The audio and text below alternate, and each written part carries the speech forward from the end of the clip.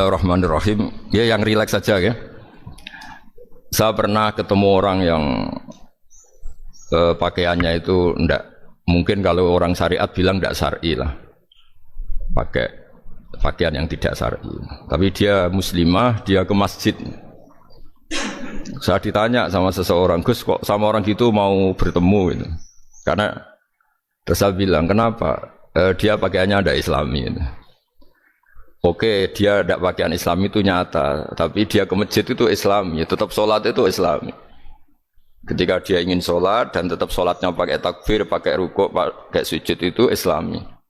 Wong setelah di masjid ya pakai mukena, pakai.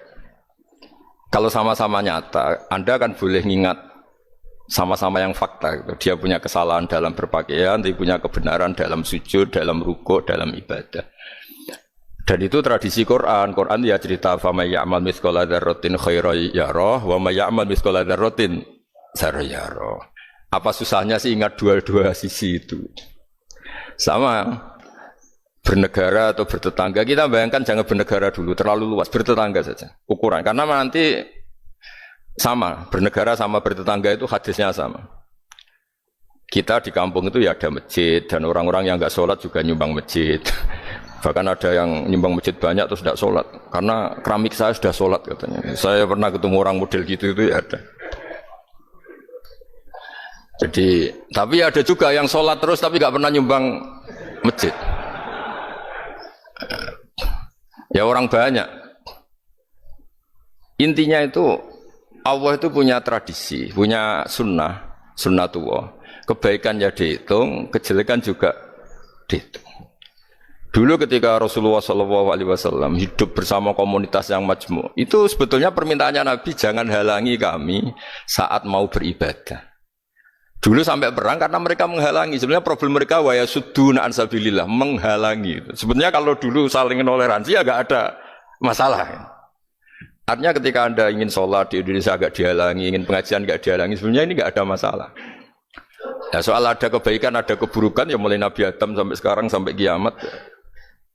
Itu cara pandang. Jadi cara pandang kita terhadap orang lain itu harus hal-hal yang nyata. Kalau kesalahan mereka nyata, kebaikan mereka juga nyata. Kenapa kita hanya ingat sisi yang jelek, tidak ingat sisi yang baik? Saya sering cerita ke santri-santri saya, bahwa setiap saya pengajian diundang orang di mana-mana itu saya mesti istighfar. Karena nggak ada pilihan. Saat saya datang ke pengajian di Sulawesi, misalnya saya tinggal ngaji di sini. Saat saya ngaji di sini, ninggal undangan yang di sana. Hidup itu tidak banyak pilihan, meninggalkan kebaikan, melakukan kebaikan. Artinya gini, dalam kebaikan saja ada kebaikan yang ditinggalkan. Apalagi dalam kejelekan. Makanya di sini ada pepatah terkenal dalam ilmu tasawuf itu. Wastighfaruna yahtaju ilal istighfar. Saat Anda baik saja butuh istighfar. Bapak saya kalau guyon gini, Mas Sofyan. Ada imam istiqomah jadi imam masjid sampai tua sampai batuk-batuk. Itu bagus istiqomah. Tapi itu masalah kata bapak. Akhirnya enggak kaderisasi katanya. Itu istiqomah apa enggak mau diganti orang lain katanya. Ada kiai dai di mana-mana. Itu mesti orang muji, "Oh itu dai di mana-mana, laris enggak pernah di rumah." Pondoknya pasti bubar itu karena ditinggal. Jadi kebaikan seperti ada orang sering sowan kiai. Wah itu malah lebih masalah lagi kan. Kadang kiainya pas istirahat, yang disalamkan template uang jatah susu anaknya. Hari itu waya tagihan malah lari sowan kiai. Jadi harusnya di rumah ada fardu ain tagihan listrik tak apa. Jadi makanya di hikam itu terkenal kata-kata manusia itu siapa? Manusia itu mangkanat mahasinuhu masawiyah fakih fala takunu masawihi masawiyah. Manusia itu orang ketika baik saja salah, apalagi pas salah. Coba saya misalnya pidato begini, di atas panggung saya orang alim pidato nasihati orang. Di saat yang sama seperti katanya Mas Wildan tadi ada agak sopannya. Di situ ada mungkin orang yang lebih sepuh dibanding saya. Masa lebih muda kok di atas? Yang di bawah lebih tua. Ada agak sopannya. Mau enggak pidato disuruh, mau di atas disuruh, enggak sopan sama yang. Tapi misalnya yang paling sepuh pidato enggak pernah ngaji kok pidato terus gimana? Artinya ketika kita baik saja ada salahnya, apalagi pas salah. Sebab itu ajaran Rasulullah itu suruh berdoa Rabbana dzolamna anfusana. Sebelum minta itu merasa, ya Allah kita ini mendolimi diri kita sendiri. Karena dalam pilihan-pilihan itu pasti ada salahnya. Coba misalnya Anda bangun masjid habis 2 miliar. Yang harusnya 1 miliar sudah jadi. Terus nanti suatu saat ketemu Allah ditanya. Itu ada orang miskin, fakir miskin, yatim. Andai kan kamu sumbang 1 miliar itu sejahtera semua. Gara-gara kamu bangun masjid terlalu mewah. Ya tapi kadang-kadang orang kebaikannya itu orientasinya bangun masjid, gak tertarik nyumbang fakir. Saat itu cara berpikir gitu mau apa? Tapi kalau dia kumuluhur manusia terbaik karena bangun masjid 2 miliar, coba diaudit secara kepentingan syar'i. Penting mana dengan ngasih makan fakir miskin? Penting mana dengan menikahkan janda misalnya? Penting mana dengan pendidikan? Apa artinya masjid mewah orang nggak tahu halal haram, nggak tahu najis, nggak tahu cara sesuci, nggak tahu cara adzan yang benar. Terus penting mana untuk beli kitab sama dipakai masjid? Apa artinya beli kitab apa tapi nggak makan? Penting mana makan sama beli kitab? Ada auditnya. Makanya manusia itu ketika baik pun disuruh istighfar, apalagi ketika salah. Nah dengan perasaan seperti itu kebencian pada orang lain luluh karena potensi baik pada orang lain ternyata tinggi dan potensi salah ke kita juga tinggi. Nah dilatih gitu. Jadi di Ihya itu ada kitab tawaduk. Kitab tawaduk itu dilatih ketemu orang tua. Huwa aksaru ibadatan. Dia mesti ibadahnya lebih banyak karena lebih tua timbang saya. Pasti sholatnya lebih lama timbang saya. Ketika ada sudah tua melihat anak-anak, huwa aqallu minni maksiatan. Mesti maksiatnya tidak banyak karena masih kecil. Terus ketika melihat orang fasik maksiat, la wa yatubu alaih fa inna wa tawwabur rahim. Mungkin Allah memberi tobat, bisa saja. Umar itu ingin bunuh Nabi, tapi Allah memberi tobat. Yang sowan kiai saja tidak mesti dapat tobat. Umar ingin bunuh Nabi, tapi Allah memberi tobat. Akhirnya ya tobat jadi Islam yang baik. Dalam sejarah Wali Songo, Kalijogo sowan Sunan Bonang itu ingin garong, tapi malah jadi muridnya jadi wali. Kalau Allah sudah menghendaki tidak ada ya. Perang Uhud orang Islam kalah itu karena panglimanya siapa? Khalid bin Walid. Tapi dia malah yang dapat hidayah. Nah sama orang yang sekarang Anda benci bisa saja Allah merencanakan ada apa? Hidayah di situ. Dan kita yang merasa benar jangan saja ada rencana Allah bikin kita su'ul khotimah. Na'udzubillah min dzalik, kan tidak pernah tahu. Nah, dari tidak pernah tahu itu orang diusahakan tawaduk. Wa ma adri ma yuf'alu bi wala bikum. Kita tidak pernah tahu. Makanya meskipun saya ini kiai terus kata orang banyak itu ketok. Kalau istighfar ya nangis betul ya.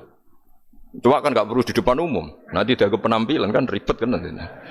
Sudah nangis nggak ikhlas, nggak mutu. Ya gitu ya.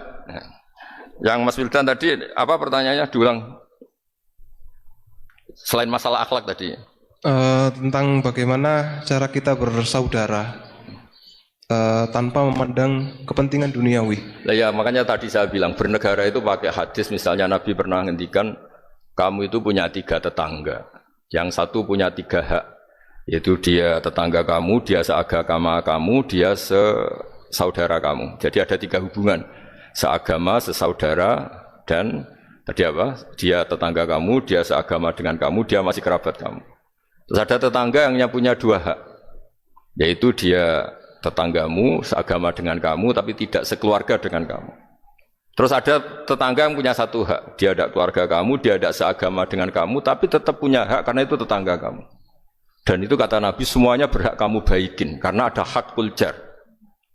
Makanya dulu doa ada bil kubri itu ceritanya sederhana. Ada seorang perempuan Yahudiyah sowan Sayyidah Aisyah.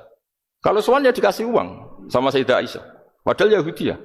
Ketika dikasih uang, terus si Yahudiyah tadi semoga engkau diselamatkan dari siksa kubur.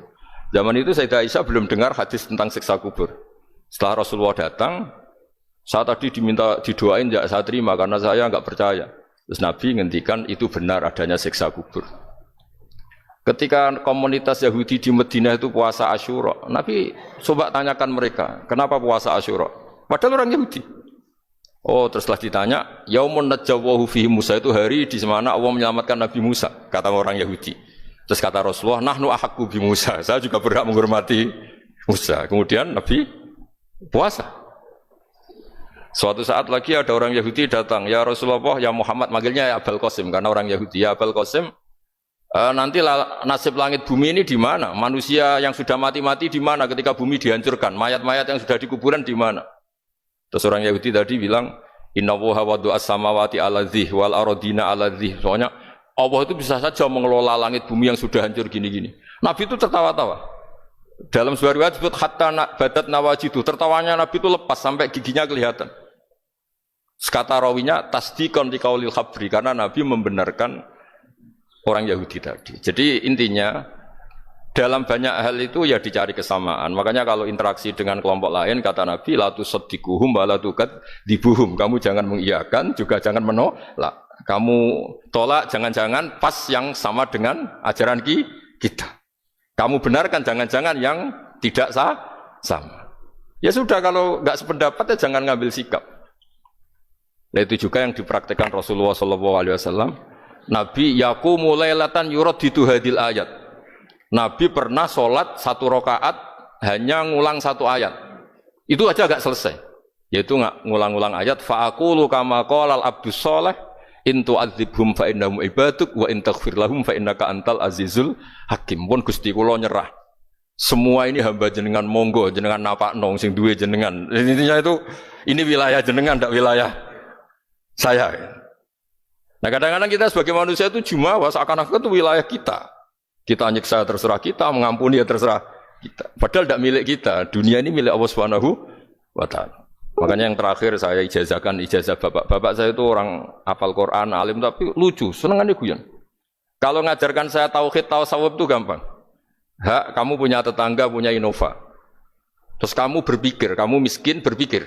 Itu pajaknya saja berapa? Kalau apa itu bannya sudah halus itu gantinya kayak apa, kalau rusak kayak apa. Terus kata bapak, orang melok duwe kok mikir, udah ikut punya kok mikir. Terus coba kamu nggak ikut punya Alphard, terus saya mikir, wah itu pajaknya berapa Pak Martinus, bisa dipakai beli motor kan, pajaknya apa? Alphard ini. Oh nggak ikut punya kok. Nah, dunia itu rawekmu, mau pikir lah apa ono sing duwe. Maksudnya dunia itu milik Allah, apa kamu pikir itu milik yang punya gitu.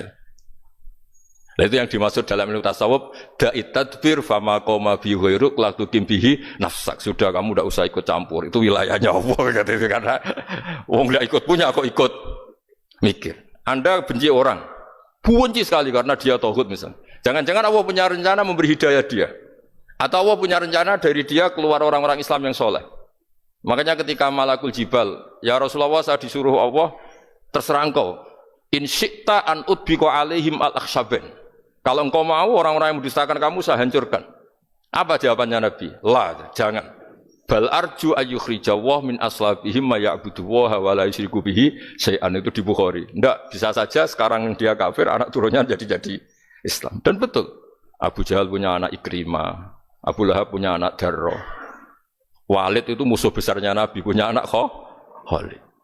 Ya sudahlah, kita selalu berharap bahwa ini wilayahnya Allah. Sudah kita berharap. Agama ini bagi yang selalu punya harapan. Dimangkan ya arjuwa. Orang yang selalu punya harapan.